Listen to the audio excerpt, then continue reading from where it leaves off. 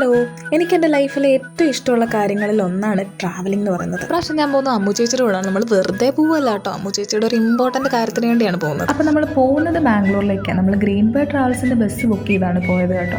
പിന്നെ നമ്മൾ ഇടയ്ക്ക് വെച്ച് വാഷ്റൂം പോകാനൊന്നും ഇറങ്ങിയായിരുന്നു. എൻ്റെ പൊന്നെ, വാഷ്റൂം എന്നൊക്കെ പറഞ്ഞാൽ ഇതുപോലൊരു പരിതാപകരമായ വാഷ്റൂം വേറെ ഇല്ലെന്ന് പറഞ്ഞ് അമ്മു ചേച്ചി കരഞ്ഞുകൊണ്ടായിരുന്നു അവിടെ നിന്ന് ഇറങ്ങി വന്നത്. സത്യത്തിൽ ഈ ബസ്സിൽ ട്രാവൽ ചെയ്യുമ്പോൾ ഈ വാഷ്റൂം എന്ന് പറയുന്ന സംഭവം ശരിക്കും ഒരു പ്രശ്നമായിട്ടാണ് എനിക്ക് തോന്നുന്നത്. സ്ലീപ്പർ ബസ് ബുക്ക് ചെയ്ത് പോയതുകൊണ്ട് തന്നെ ഉറങ്ങാൻ നല്ല കംഫർട്ടായിരുന്നു കേട്ടോ.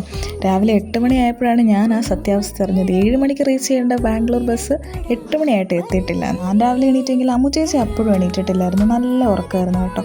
അങ്ങനെ റൂട്ട് നോക്കിയപ്പോഴറിഞ്ഞത് ബസ് 2.5 മണിക്കൂർ ഡിലേ ആണെന്നുള്ളത്. രാവിലെ എണീറ്റപ്പോൾ മുതൽ നല്ല വിശപ്പായിരുന്നു. ബാംഗ്ലൂർ എത്തുന്നിടം വരെ വിശപ്പ് താങ്ങാനുള്ള ശക്തി ഇല്ലാത്തത് കൊണ്ട് എന്തെങ്കിലും സ്നാക്സും വെള്ളവും കുടിച്ച് വിശപ്പടക്കാമെന്ന് ഓർത്ത് വെള്ളം എടുത്തപ്പോഴാണ് വെള്ളം മുഴുവൻ എൻ്റെ കൈ തട്ടി അമ്മു ചേച്ചിയുടെ ബെഡ്ഷീറ്റിൽ വീണു. ഭാഗ്യവശം അമ്മു ചേച്ചി നല്ല ഉറക്കമായതുകൊണ്ട് തന്നെ വെള്ളം വീണതൊന്നും അമ്മു ചേച്ചി അറിഞ്ഞില്ലായിരുന്നു. അങ്ങനെ കാത്തിരുന്ന് ഞങ്ങൾ 10 മണിയായപ്പം ബാംഗ്ലൂർ എത്തി.